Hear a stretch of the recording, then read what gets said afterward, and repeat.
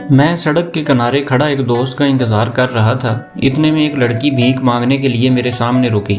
گلے میں سیاہ دوپٹہ، آنکھیں نیند کی کمی سے سرخ، گہری سانولی رنگت، کالے ہونٹ اور میلے کچیلے کپڑے پہنے اپنے ہاتھ باندھ کر اس نے رٹا سنانا شروع کیا۔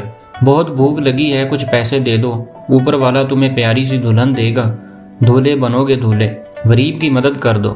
میں نے عادتاً جیب میں ہاتھ ڈال کر کہا پیسے تو نہیں ہیں میرے پاس، ہاں کھانا کھلا دیتا ہوں تمہیں۔ اس نے مجھے نیچے سے اوپر ایک نظر دیکھا اور کہا پیسے دے دو، کھانا میں خود کھا لوں گی۔ میں نے نفی میں سر ہلا کر کہا کھانا تم کھا لو، پیسے میں خود دے دوں گا۔ وہ ایک لمحہ خاموش رہی اور پھر کہا اچھا تم کھانا کھلا دو گے؟ میری ایک بہن بھی ہے، اسے بھی بلا لوں؟ میں نے جواباً کہا ہاں بالکل، یہ کوئی پوچھنے والی بات ہے، بلا لو اسے بھی۔ اس نے دائیں طرف منہ کر کے زور سے آواز لگائی بانو۔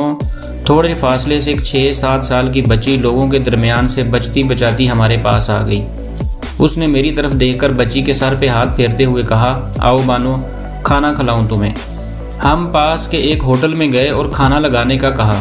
کھانا کھاتے ہوئے میں نے لڑکی سے سوال کیا کیا تمہارا دل نہیں کرتا کہ تم گھر بساؤ، اپنی بہن کو اچھا رہن سہن دو؟ اس نے نوالا بچی کو دیتے ہوئے ہنس کر کہا اور یہ اچھا گھر، یہ اچھا رہن سہن ایک بھگارن کو دے گا کون؟ بہت لوگ ہیں، تم بھیک مانگنے سے بہتر ہے کسی گھر میں کام کر لو۔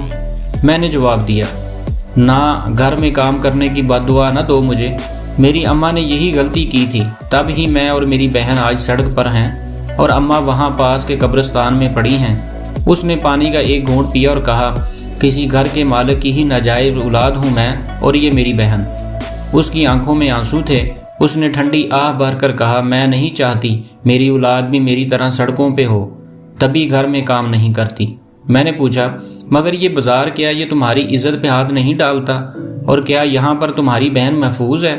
اس نے ہاتھ دوپٹے سے صاف کرتے ہوئے کہا نہیں، ایسا نہیں ہے کہ میں یہاں محفوظ ہوں، یہاں بھی نوچا جاتا ہے مجھے، مگر بہن ابھی چھوٹی ہے، اس کے جوان ہوتے ہی اس کو کہیں اور دھندے پر لگا دوں گی، تب تک پیسے بھی جوڑ لیے ہوں گے۔ میں نے کہا اوپر والے کو کیا جواب دو گی؟ وہ ہنسی، تمہیں لگتا ہے اب بھی میں جواب دوں گی اوپر والے کو؟ مجھے پیدا اوپر والے نے کیا، مگر میری سرپرستی جس کو کرنی تھی وہ عیاشی سمجھ کر بھول گیا مجھے، کیا وہ جواب نہیں دے گا؟ میری ماں آنتوں کے درد سے مر گئی، ہسپتال میں کسی نے مجھے داخل تک نہیں ہونے دیا، کیا وہ جواب نہیں دیں گے اوپر والے کو؟ اس کے لہجے میں سختی تھی۔ اس نے میری طرف انگلی کرتے ہوئے کہا تم مرد جواب دہ ہو اوپر والے کو، تمہیں ہماری سرپرستی سونپی گئی ہے نا، تمہارا بنایا ہوا یہ معاشرہ، تم جواب دو گے اوپر والے کو؟ ایک کمزور لڑکی پہ ایسی نوبت آئی کیسے کہ وہ اپنا جسم بیچ کر پیٹ پالتی رہی؟ تم اوپر والے کو جواب دو گے کہ تم نے ایک کمزور لڑکی کو کیوں لوٹا؟ تم حکمران یہ جواب دو گے تمہاری رعایا میں ایک لڑکی کو نوچ لیا گیا، مگر تم نے اسے ایک دوپٹہ تک نہیں دیا۔ پیچھے دیکھو، وہ بازار کو دیکھو، وہاں تمہیں کوئی عورت اپنا اختیار چلاتی نظر آ رہی ہے کیا؟ یہ تمہارا معاشرہ ہے، تمہارا بازار ہے، یہاں مردوں میں سے کسی ایک کو بھی مجھ سے غرض نہیں کہ میں کس حال میں ہوں، یہاں مردوں کو بس اپنی ہوس سے غرض ہے۔ جانتے ہو تم مردوں کے اس معاشرے کا کیا اصول ہے؟ عورت ہو اور گھر سے باہر ہو تم نوچ ڈالتے ہو اسے۔ اس نے اشارہ کرتے ہوئے کہا وہ بھکاری دیکھ رہے ہو، وہ نماز کے وقت جا کر نماز پڑھتا ہے، جانتے ہو کیوں؟ کیونکہ وہ مرد ہے، وہ آزاد ہے۔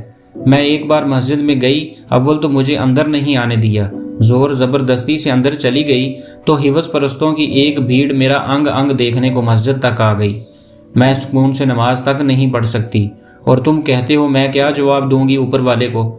یہ مدینے والے کی رحمتیں ہیں کہ تم زندہ ہو، ورنہ باخدا تمہارے گناہوں پہ بڑی سخت پکڑ ہونی تھی۔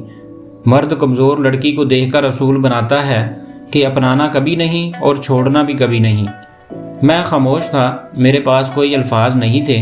میں نے بھونڈے طریقے سے کہا ہاں مگر کچھ مرد ہوتے ہیں جو اپنا لیتے ہیں۔ وہ طنزاً ہنسی، اچھا ایسا بھی ہوتا ہے؟ تو پھر ابھی دیکھ لیتے ہیں۔ اس نے سر پہ دوپٹہ اوڑھا اور کہا مجھ سے نکاح کر لو، یہ بکارن کا وعدہ ہے، تہجد بھی نہیں چھوڑوں گی کبھی۔ میری آنکھیں پھٹ گئیں، میرے پاس کوئی جواب نہیں تھا۔ وہ پھر بولی کیا ہوا، اچھے مرد ہو نا تم، تو دے دو ایک مظلوم کو سہارا۔ میں خاموش تھا، جواب دو نا، مرد یہ تو کہتے ہیں کہ کچھ مرد ہوتے ہیں، مگر وہ کچھ مرد پتہ نہیں کہاں ہوتے ہیں، میں نے تو کبھی نہیں دیکھے۔ میں نے جب بھی دیکھے تمہارے جیسے مرد ہی دیکھے، یہاں کوئی اپنانے والا نہیں، اور بھلا اپنائے گا کیوں؟ اسے گھر سے بے دخل تو نہیں ہونا نا، نہ ہی لوگوں کی باتیں سن کر جینا ہوتا ہے کہ دیکھو عزت دار ہو کر ایک بد چلن کو گھر میں لایا ہے۔ وہ زور سے ہنسی۔ پتہ نہیں تم مردوں کے نزدیک عزت کیا ہے؟ تم باہر کی عورت کو گھورنے، چپکے سے منہ کالا کرنے اور سفید کاٹن پہننے کو عزت کہتے ہو، مگر حقیقت میں عزت وہ احترام ہے، وہ رتبہ ہے جو تم ایک مجھ جیسی بے عزت کو دیتے ہو، اور تم یہ کبھی نہیں کرتے، کبھی بھی نہیں۔ میری سماعت اور بصارت جواب دے گئی تھی۔ میں نہیں جانتا وہ کب خاموش ہوئی، کہاں خاموش ہوئی اور کب چلی گئی۔ بس وہ چلی گئی تھی جب مجھے ہوش آیا۔ تو دوستو، آپ کو ہماری یہ ویڈیو اچھی لگے تو پلیز چینل کو سبسکرائب کیجئے، اس ویڈیو کو لائک اور شیئر کیجئے۔